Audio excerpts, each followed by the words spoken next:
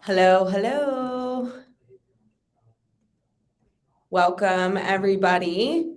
The first Christina's Compliance Corner of the quarter. Very exciting.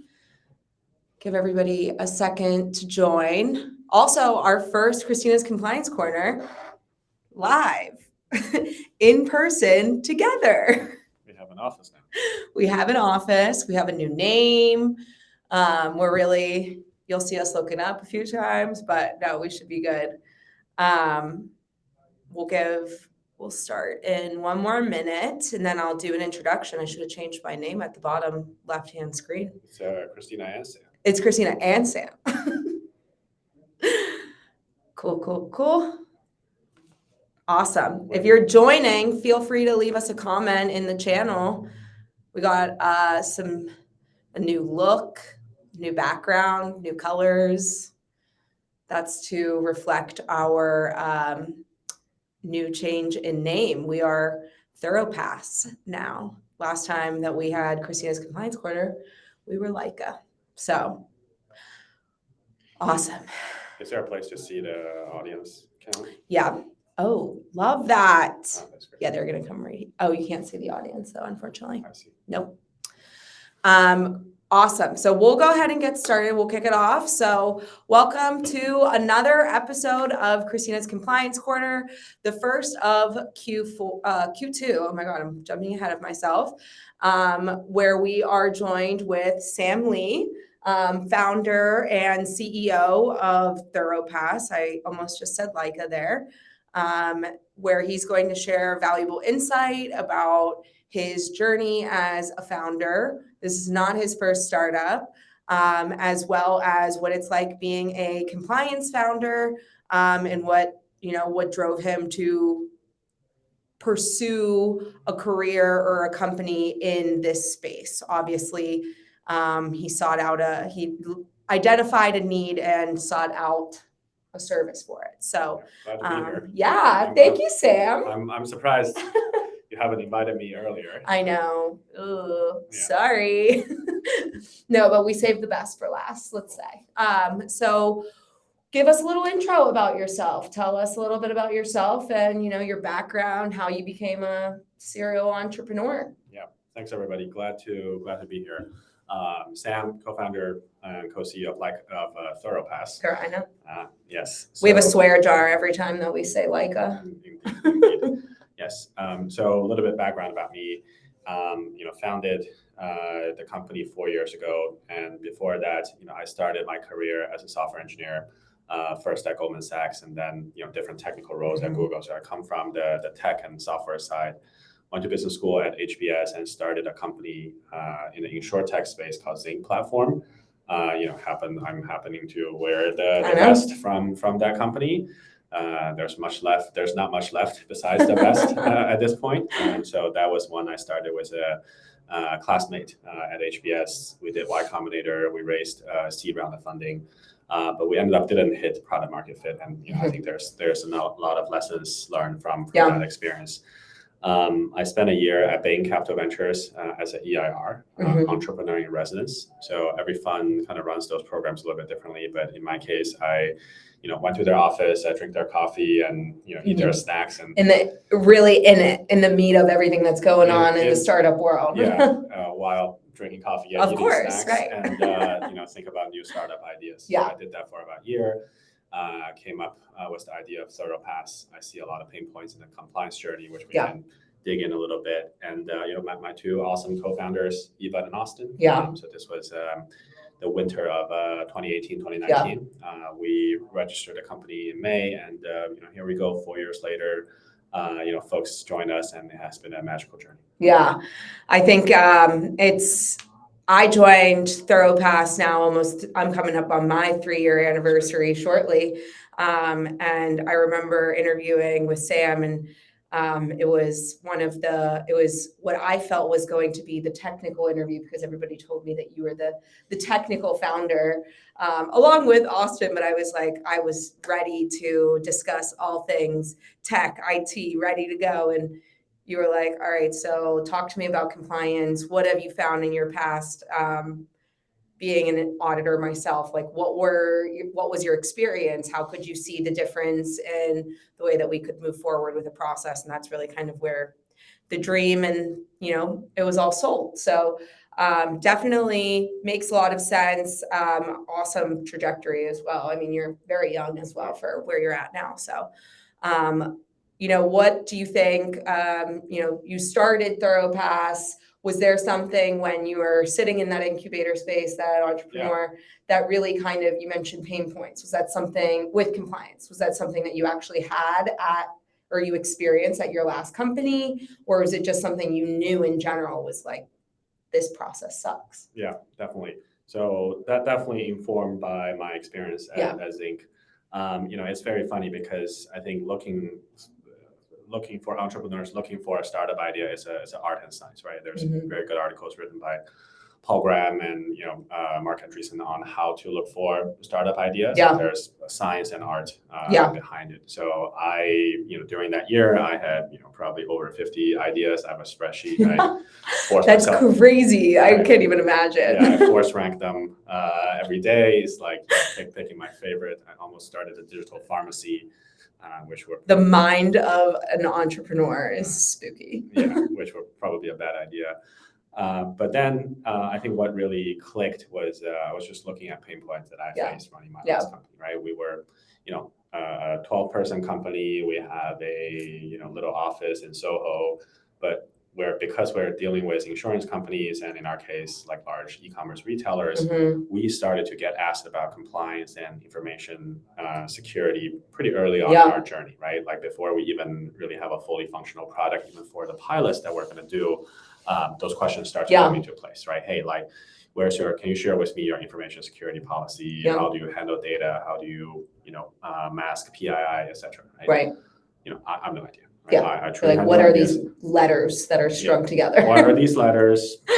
I need a way to sound smart without saying things that are untruthful. Yeah. I need a program, right? Yeah. So that's kind of the first time I heard about the word SOC 2.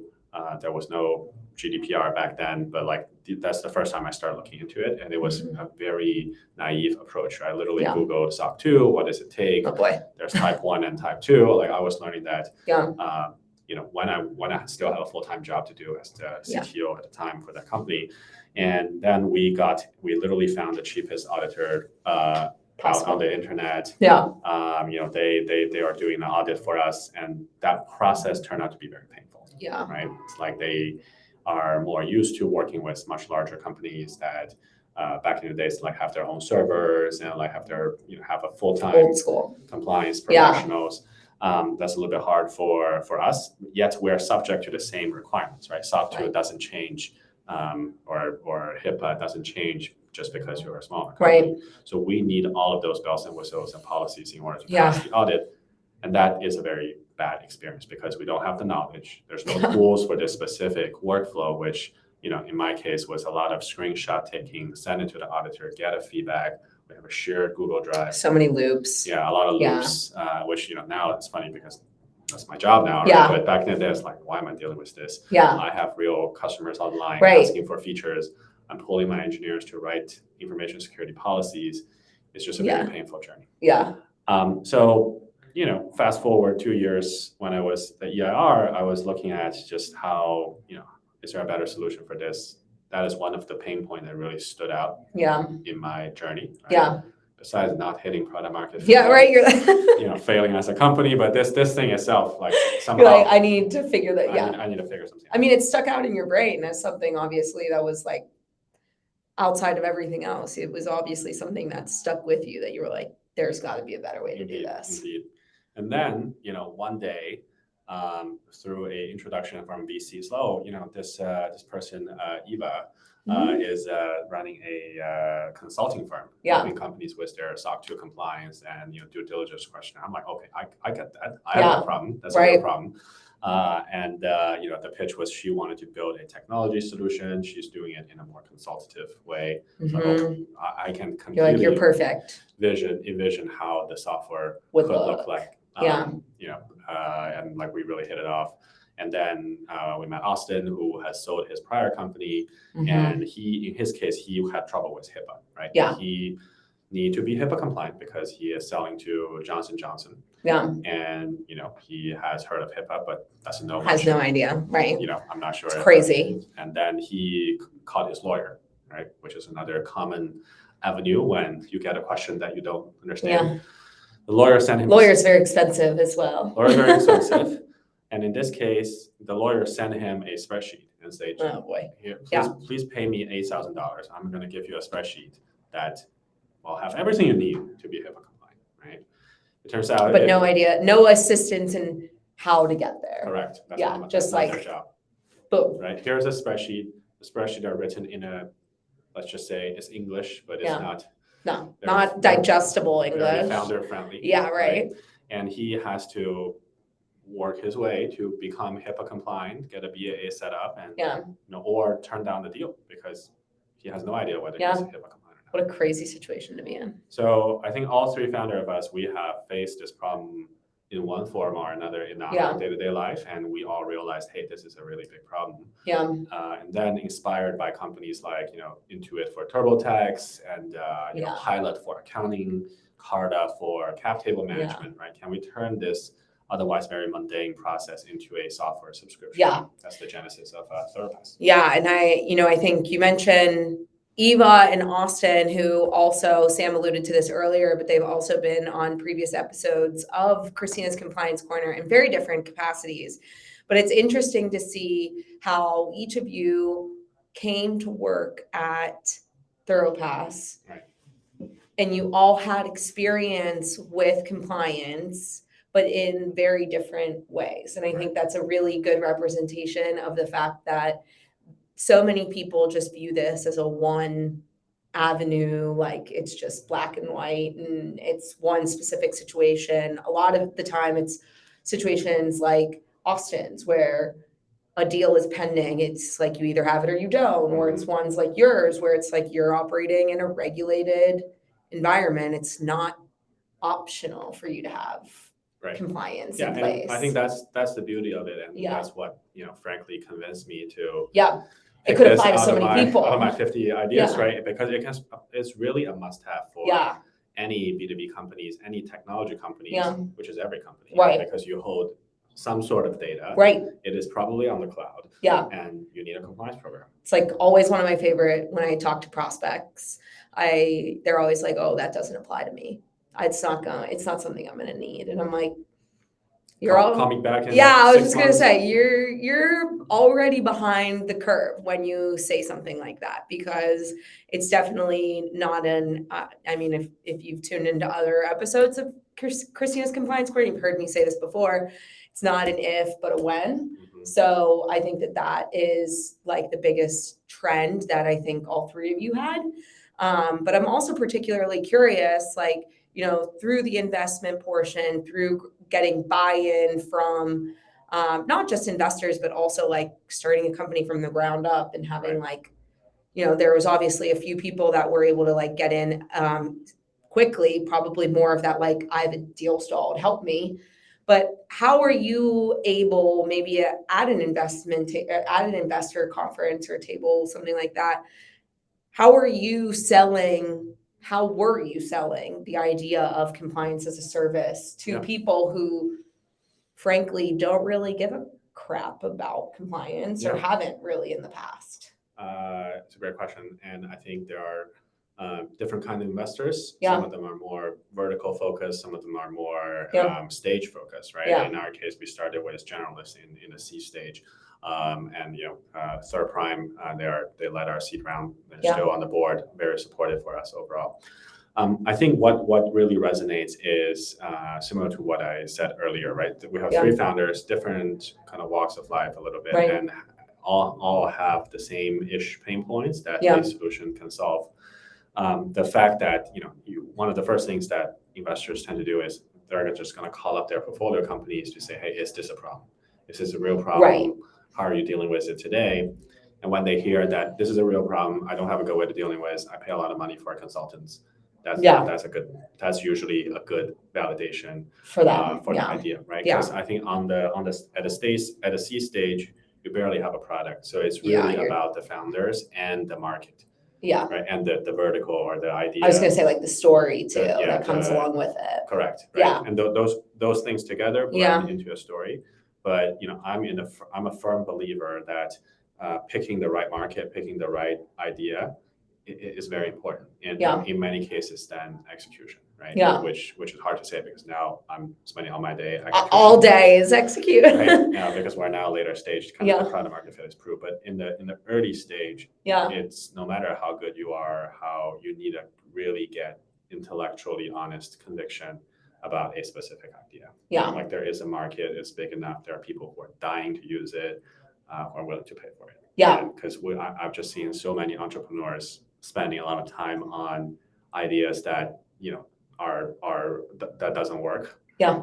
Even if they out execute, work 100 hours a week. Yeah. If there's no need. If there's no market, it's just very painful. Very, very old school economics, supply and demand a little bit too when you go into those conversations. Well, usually startups, you're kind of creating a little bit, right? But you need to be careful on where you push the boundaries, right?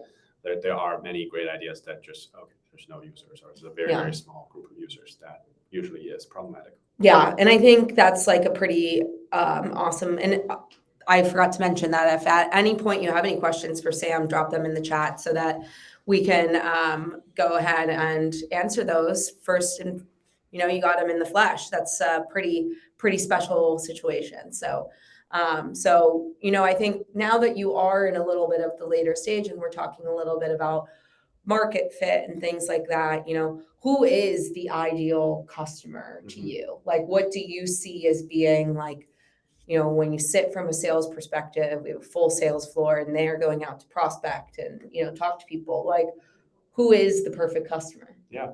So when we started the company, we were having a decision point, right? Do we go enterprise or do we go earlier stage, right? We chose earlier stage because it is a more acute pain point. Yeah. There's usually revenue on the line, which is usually a better driver than kind of more back office concerns. Yeah. At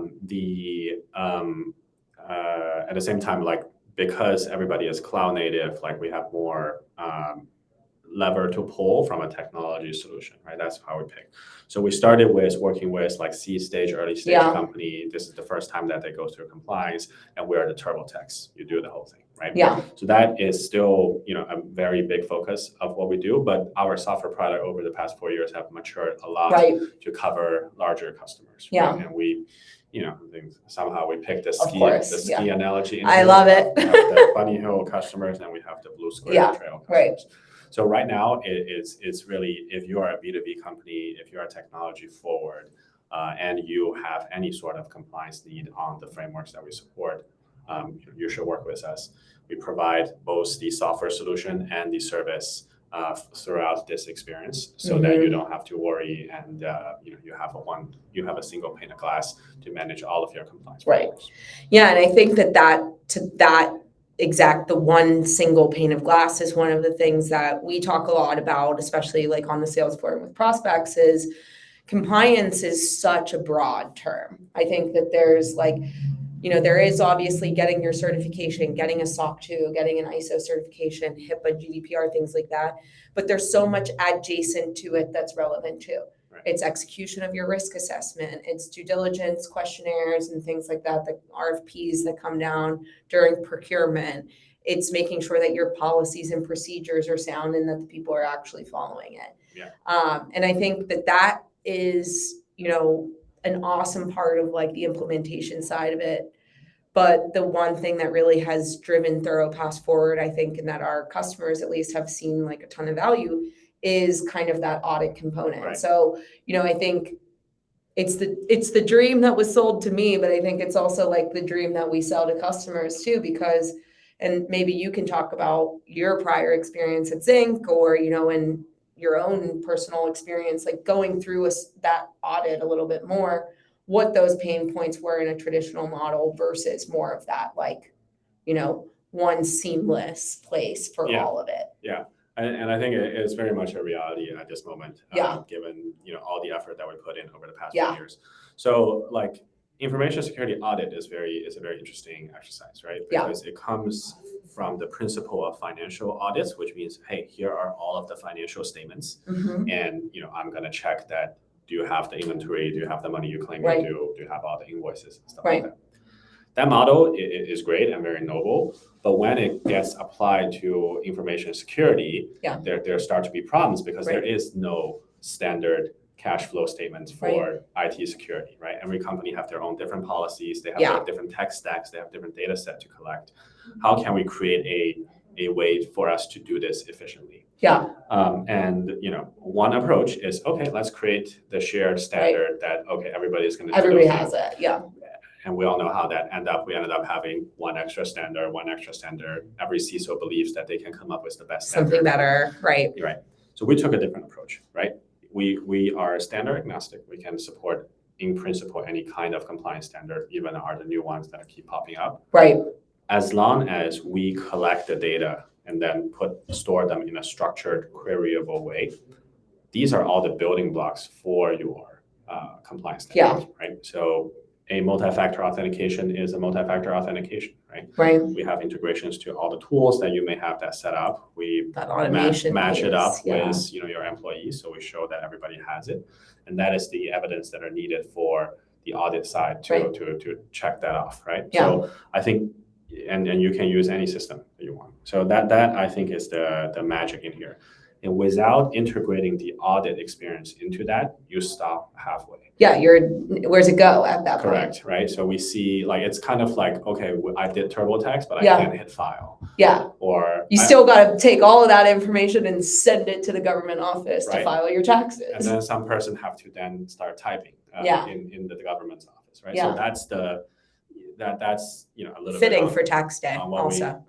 That's interesting. Have you done it? Yeah. Oh yeah. Okay. Please. I've had extension.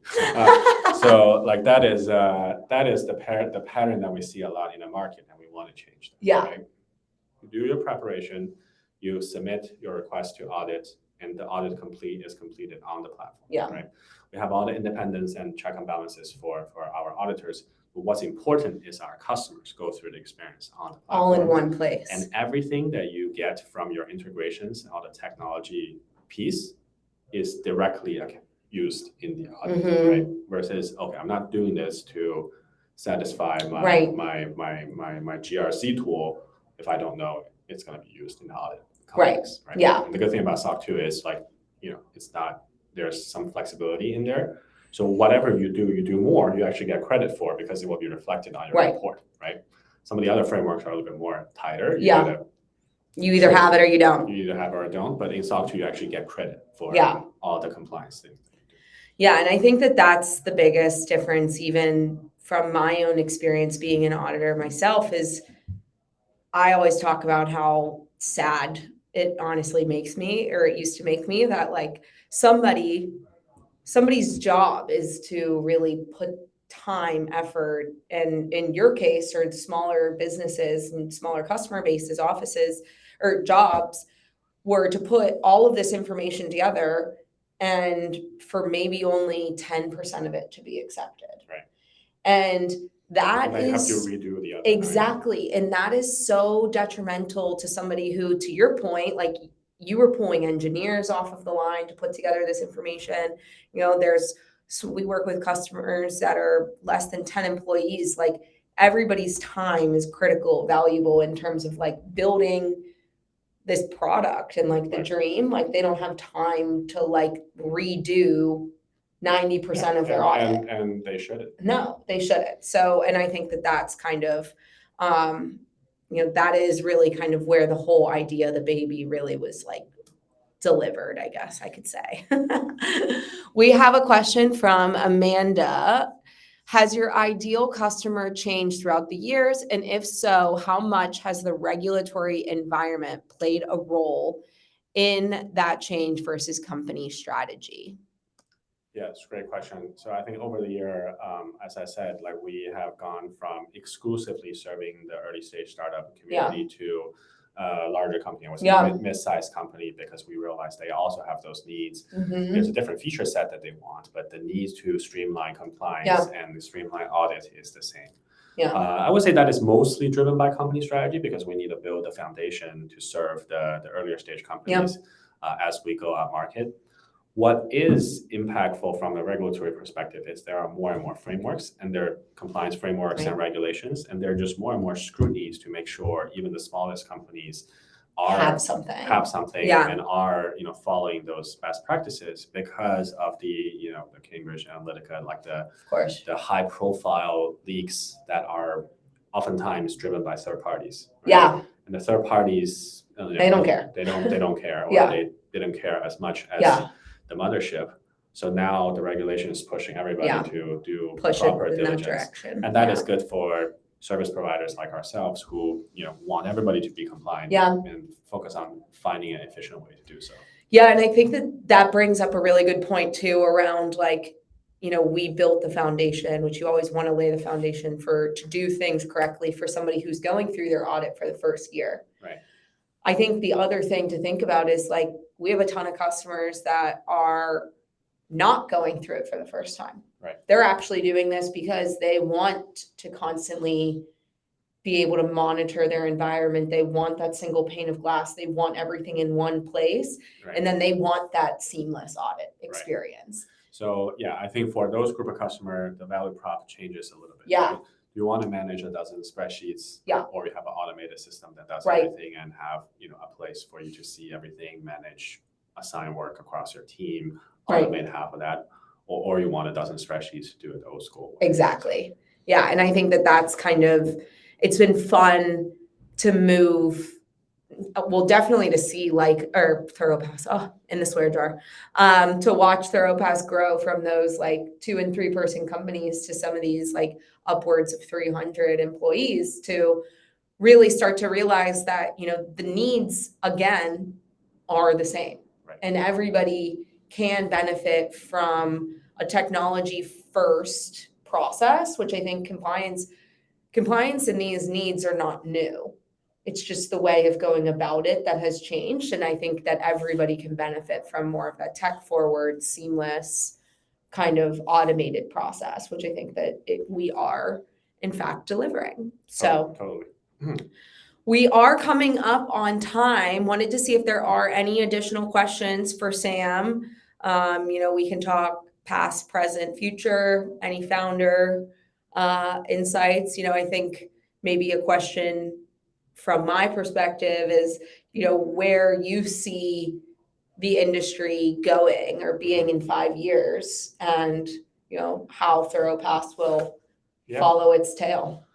I think, kind of due to the similar trends that we mentioned, right? There are more regulatory scrutiny. Every company needs to be this, and just overall, company going more to the cloud and more digital, right? I think so there's only more demand for being compliant and, best practices that we're part of the industry. So I think overall a lot of growth in here, and, we are going to Europe. We're, adding new compliance frameworks to our offering. Yeah. So we're growing together with the broader wave. Yeah.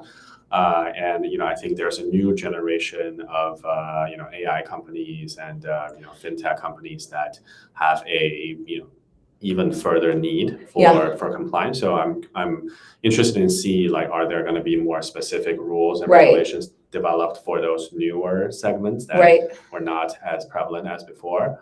And I hope they are, because we will be able to support them going forward.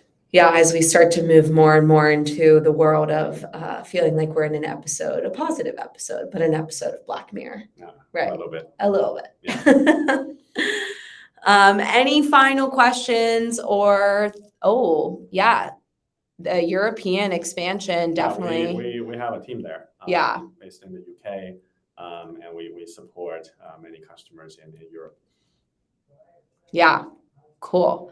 We have one final question from Amanda. With compliance, it seems important to be proactive and forward thinking. What are the frameworks that will be the most important for tech companies to secure partnerships and larger deals in the coming months and years? Yeah, there are lots of frameworks, and I think the foundation one in the US is SOC 2, which is our bread and butter. And for international folks, it is ISO 27001. Yeah. So different philosophy, but similar kind of subject. So I would say those two are the more foundational ones. Yeah. If you're in healthcare, there's HIPAA, which is a law, and High Trust, which is one of our latest offering, is a more prescriptive framework, but you get a lot of benefits out of it because it's what the hospital are looking for, it's what the health insurance companies are looking for. And then if you are a more consumer-facing company, you have GDPR, or if you work in California, you have CCPA. So I think these are kind of and PCI for if you touch credit card data, right? Yeah. So I would say this group is the foundation. Yeah. And then depending on which kind of sub-industry, or your government contractors, or you are in the specific regulations in Europe, that's when you pick and choose. But I would recommend you start with SOC 2 or ISO 27001. Yeah, and you know where to find us if you are considering any of those. So. Great. I mean, you can find me, sam@thoropass.com, and I'm sure I will show up here in the future as well. Yes. Yeah, thank you very much. Now we'll have to get a full panel of the Thoropass founders that might need to be on the cards for the future. There are 3 of us. Yeah, for the 3 of you. So. Awesome. Cool. Well, everybody have a lovely day. Thank you again for tuning in and for your questions. You can definitely check this video out or send it to anybody after. It'll be available on our YouTube, and keep an eye out for a recap blog post as well. So we will chat with everybody soon. All right. Thank you.